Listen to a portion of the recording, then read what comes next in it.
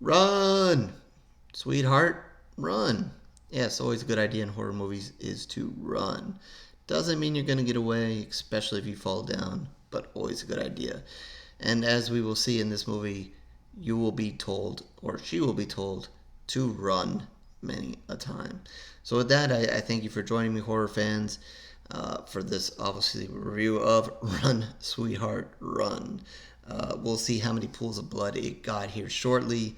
But we'll start off here with the IMDb plot. After what seems to be an innocent date, Cherie now faces a night of terror when her date hunts her down and tries to kill her. She now must run for her life throughout the city and escape his grasp. All right. So interesting how I was pulling this up on IMDb, and it says 2020 as release date, and for some odd reason, I thought this was just released. So I'm a little confused as I sit here and start this. I thought I was seeing, watching a brand new movie, but according to this, it is from 2020. So I am actually totally lost to when this is released or not. So with that, I'm not going to promise to be totally spoiler free here. So I'm going to kind of give you that slight warning here. I'm going to kind of give away why she's running, or a little bit about the person she's running from. I think as a horror fan, and they don't make it a huge secret, I think maybe a third of the way you kind of get a grasp of what she's running from. It's obviously not at the top, that they show you. Um, but I think maybe a third of the way you kind of get a hint. Horror fans probably figure out fairly quickly. Maybe non-horror fans will figure out maybe a little bit, maybe need an extra clue or two. But eventually, it's going to be widely known what she's actually running from. So I'm going to kind of at least mention that. So if that is a big spoiler from you, now's your chance to kind of jump off or fast forward to see what I gave it. But I will kind of reveal that.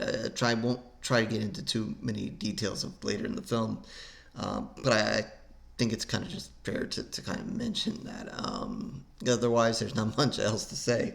But yeah, this is, like I kind of alluded to there at the beginning, it does have its fun moments where the movie will kind of pause and it will show on the screen run. And yeah, it is cue to run. And, as this movie starts, it kind of starts very kind of basic. You introduce to Cherie, see that, she's a young woman. She's doing her thing. She's got a kid at home. She's trying to do her job and please her boss. She kind of gets in a situation where she was supposed to do something for her boss, but forgot, got confused. So he asked her to do her a favor and meet with a client and go out to dinner with him and to kind of make up for her mistake. She kind of does, and things, she meets what seems to be a normal guy. They start to hit it off. Things are looking good. You see her at first, as you see many women in movies. They have their guard up. They've seen other horror movies. They know to be precautious, and so you see her with her guard up, and she, besides her boss sitting her there, she knows not too much about who she's really going on a date with and his intentions. Obviously, a guy with money, so he has some power, so you never know what his thoughts are and what his intentions are. And like I said, things are good, things are great. She lets her guard down, and yeah, now it is time to run. So yeah, you just kind of see her go in the house. There's a little bit of a break, and then she takes off and she runs. It's a smart thing to do, and she actually seemingly gets away until she doesn't, and she basically ends up, doing the right thing, find some people, use a phone, ends up, talking to the police, but the police don't really believe her and end up actually arresting her, thinking that she's drunk and crazy.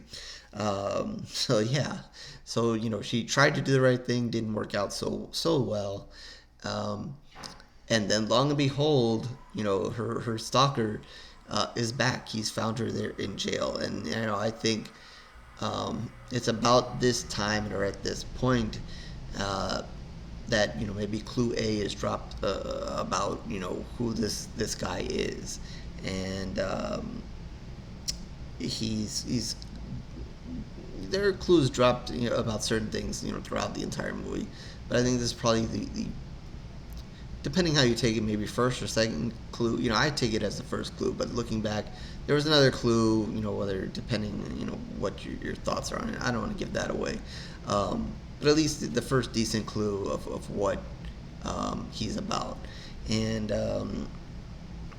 he basically tells her, or actually, to be truth, she actually has a conversation with a woman who's already in the slammer, and she kind of hints at something, and she knows about this guy or this situation that this young girl is now in, and that might actually be the first clue now that I think about it, followed by the second clue that he's now there.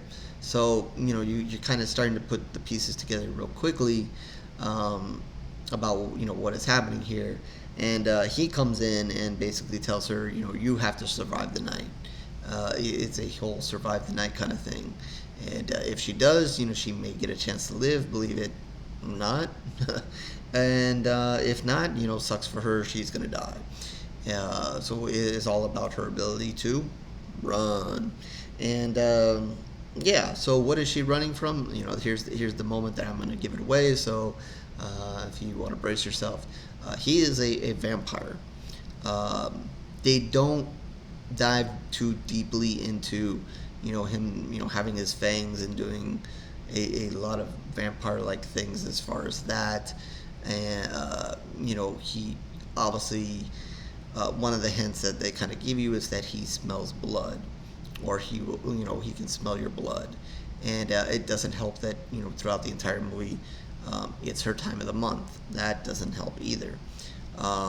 So it was kind of surprising to see that, but it was good to see a movie with a vampire not ignore that fact that hey, what happens that time of the month for a woman and a vampire is after her. That's a big hey, I can smell your blood kind of thing. And makes it even tougher on the woman. So she has to deal with that. So I kind of give them credit for kind of opening that door and not being afraid to kind of say, hey, it happens, and this vampire's after her, and she's at another disadvantage because of that. So props to the movie for not ignoring that. So they do, that does become an issue several times in the movie as well.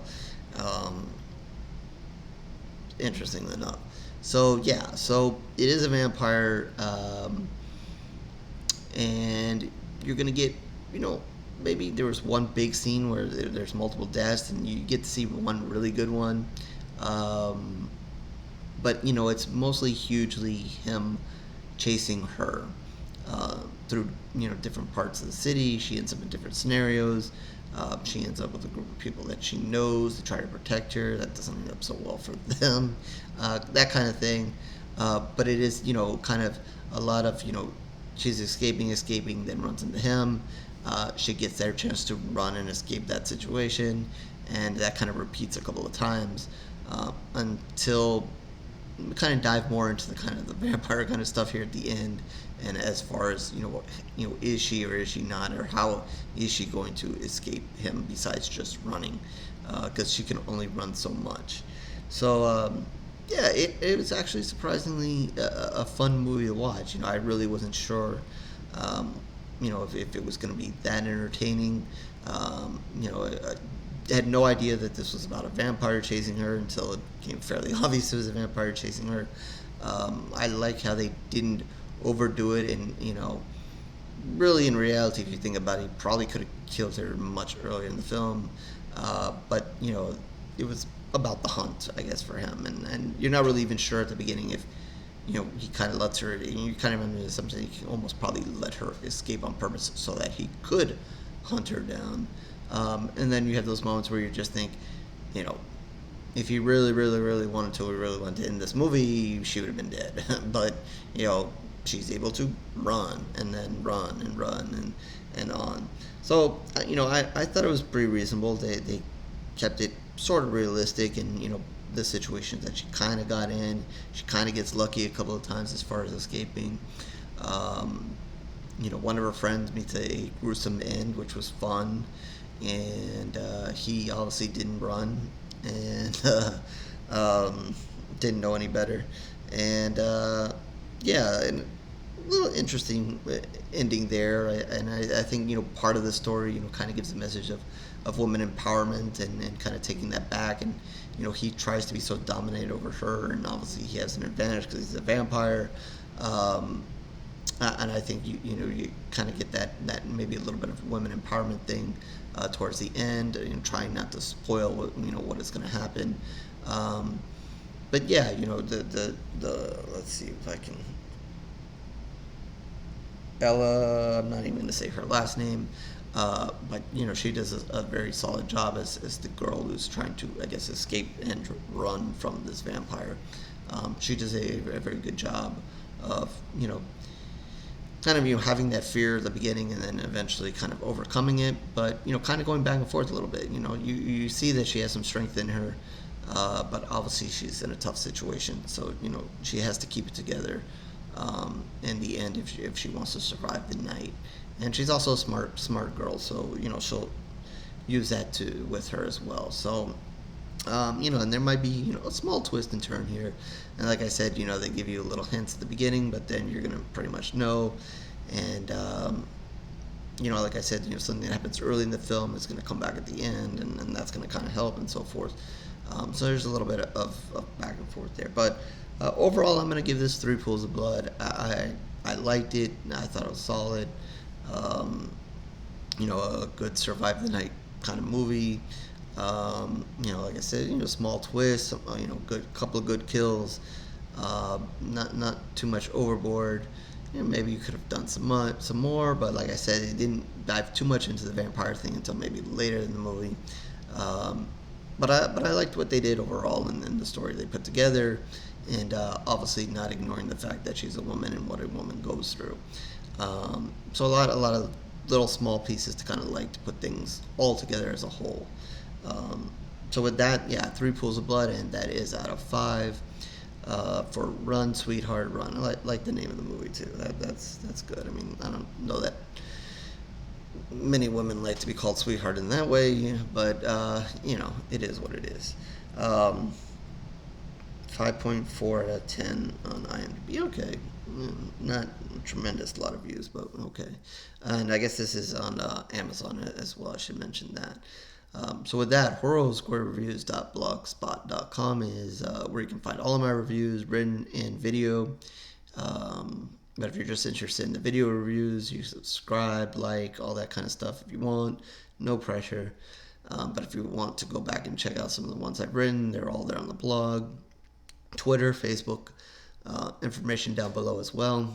Reach out to me, talk horror, talk about this movie, other movies, other things going on in the world of horror if you want. And also in the comment section, feel free, if you've seen this movie, to let me know your thoughts. Did you like it? Did you think, she ran fast enough? Didn't run fast enough? What are your thoughts on him being a vampire? When exactly did you catch that? Those kind of things. And or if you have something you want me to review, feel free to reach out to me there as well. And as always, I thank you for your time and listening to me ramble on about movies and so forth. And I will catch you on the next review, horror fans.